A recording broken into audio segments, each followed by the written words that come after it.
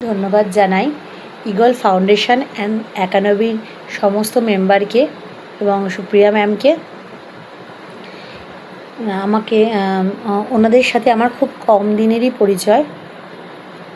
যখন আশা ছেড়ে দিয়েছিলাম, যেহেতু আমি একটু লেটেই জব জয়েন করার সিদ্ধান্ত নিয়েছি বিভিন্ন কারণে, তো সব জায়গা থেকে এক্সপিরিয়েন্স না থাকার জন্য আমার এক্সপিরিয়েন্স চাইছিল এবং এক্সপিরিয়েন্স না থাকার জন্য কোথাও আমার জব হচ্ছিল না। ঠিক সেই সময় আমার ওনাদের সাথে পরিচয় হয় এবং খুব অল্প দিনের সেটা, এবং খুব তাড়াতাড়ি উনি আমার একটি জবের ওনারা ব্যবস্থা করে দেন এবং আজ অ্যাজ আ শ্যাডো টিচার আমি একটি স্কুলে জয়েন করি। নিজের শিক্ষিকা হওয়ার যে সূচনাটা স্টার্ট করি ওনাদের হাত ধরে, এবং এটা যে এত তাড়াতাড়ি হবে ভাবতে পারিনি। তার জন্য ওনাদেরকে অসংখ্য ধন্যবাদ।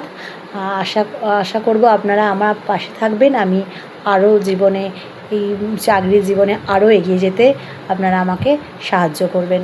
ধন্যবাদ।